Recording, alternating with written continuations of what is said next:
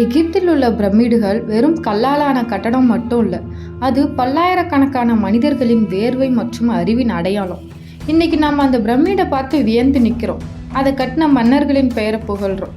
ஆனால் அந்த ஒவ்வொரு கல்லையும் தோளில் சுமந்த ஆயிரக்கணக்கான ஏழை தொழிலாளர்களின் பெயர்கள் எங்கேயுமே வரலாற்றில் பதிவு செய்யப்படும். அவர்கள் ஒரு பெயரற்ற கூட்டமாகவே மறைஞ்சு போயிருக்காங்க. பிரமிட் கட்டியவர்கள் அடிமைகள் அல்ல, அவர்கள் எகிப்தின் பல்வேறு பகுதிகளிலிருந்து வந்த சாதாரண குடிமக்கள் மற்றும் கைவினைஞர்கள். இவர்கள் கட்டடக்கலையிலும் கற்களை செதுக்குவதிலும் மிகுந்த தேர்ச்சி பெற்றவர்களாக இருந்துள்ளனர். நைல் நதியில் வெள்ளம் ஏற்பட்டு விவசாயம் செய்ய முடியாத நேரத்தில் விவசாயிகள் இந்த பணியில் தற்காலிகமாக இணைத்து கொண்டனர். தொழிலாளர்கள் பிரமிடுகளுக்கு அருகிலேயே அமைக்கப்பட்ட நகரங்களில் தங்க வைக்கப்பட்டனர். அவர்களுக்கு தினமும் அதிகப்படியான புரதம் நிறைந்த உணவுகள் அளிக்கப்பட்டிருக்கு. ஒரு நாளைக்கு சுமார் 2000 கிலோவுக்கும் அதிகமான ரொட்டிகள் தயாரித்து அளிக்கப்பட்டிருக்கு. இது அவர்கள் கடினமான உழைப்பதற்கான ஆற்றலை வழங்கியிருக்கு. காயமடைஞ்ச தொழிலாளர்களுக்கு சிறந்த சிகிச்சை முறை அளிக்கப்பட்டிருக்கு.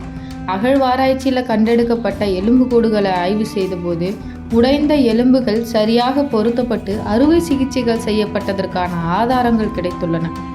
அவர்களுக்கு பணத்திற்கு பதிலாக தானியங்கள், துணிகள் மற்றும் பீர் போன்றவை கூலியாக வழங்கப்பட்டிருக்கு. தொழிலாளர்கள் சுமார் 2000 பேர் கொண்ட பெரிய குழுக்களாகவும் 1000 பேர் கொண்ட சிறு குழுக்களாகவும் பிரிக்கப்பட்டுள்ளனர். ஒவ்வொரு குழுவிற்கும் கூஃபுவின் நண்பர்கள் மற்றும் மென்காரேவின் குடிகாரர்கள் போன்ற பெயர்கள் வைக்கப்பட்டுள்ளன. யார் அதிகம் வேலை செய்கிறார்கள் என்ற ஆரோக்கியமான போட்டி நிலவியிருக்கு. அகழ்வாராய்ச்சியில் கண்டெடுக்கப்பட்ட குறிப்புகளின்படி சில தொழிலாளர்கள் உடல்நிலை சரியில்லை அல்லது வீட்டில் விசேஷம் என்ற காரணம் சொல்லி லீவ் எடுத்திருக்காங்க. சக்கரம் கண்டுபிடிக்காத அந்த காலத்திலேயே அவ்வளோ பெரிய ராட்சத கற்களை ஈரமான மணலில் சறுக்கி இழுத்து செல்லும் முறையை பயன்படுத்தியிருக்காங்க. அவங்க அடிமைகளாக இருந்திருந்தா இறந்ததுக்கு அப்புறம் எங்கேயாவது தூக்கி வீசப்பட்டிருப்பாங்க. ஆனால் பிரமிட்க்கு பக்கத்திலேயே தொழிலாளர்களுக்கென தனித்தனி கல்லறைகள் இருந்திருக்கு. தொழிலாளர்கள் எல்லாரும் மன்னரின் புனித பணியில் ஈடுபட்டதால அவங்களுக்கு மரணத்துக்கு அப்புறம் கௌரவமான இடம் கிடைக்கும்னு நம்பப்பட்டிருக்கு.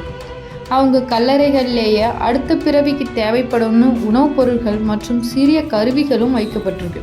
பிரமிட் கட்டிய தொழிலாளர்களின் வாழ்க்கை வசதியாக இருந்தாலும் அந்த பிரம்மாண்டத்தின் பின்னால் ஒரு துயரமான பக்கமும் இருக்கு. அவ்வளோ பெரிய ராட்சத கற்களை கயிறுகளால் இழுத்ததால் பெரும்பாலான தொழிலாளர்களின் முதுகெலும்புகள் கடுமையாக தேய்ந்து போயிருந்தது. ரொம்ப சின்ன வயசுலேயே அவங்களுக்கு கடுமையான மூட்டு வலிலாம் ஏற்பட்டிருக்கு. கற்களை நகர்த்தும் போது உயர ஏற்றும் போதுன்னு கற்கள் நழுவி விழுந்து பலர் உடல் நசுங்கி உயிரிழந்துள்ளனர். பலர் எலும்புகளில் கடுமையான விரிசல்கள் மற்றும் காயங்கள் ஏற்பட்டிருக்கு. பிரமிட் கட்டிய தொழிலாளர்கள் நீண்ட காலம் வாழவில்லை என்பதுதான் கசப்பான உண்மை. சராசரியாக அந்த தொழிலாளர்கள் 30 முதல் 35 வயது வரைக்கும் மட்டும்தான் உயிர் வாழ்ந்திருக்காங்க. கடுமையான உழைப்பு, வெயில் தூசியினால் ஏற்படும் சுவாச பிரச்சனைகள் அவங்களோட வாழ்நாளையே குறைச்சிடுச்சு. விவசாயிகள் நைல் நதி வெள்ளப்பெருக்கு காலங்களில் கட்டாயமாக இந்த பணிக்கு அழைக்கப்பட்டிருக்காங்க. உயிருக்கு உத்தரவாதம் இல்லாத ஒரு பணியில் ஈடுபட்டு தங்கள் குடும்பங்களை பார்க்காமலேயே பலர் உயிரிழந்திருக்காங்க.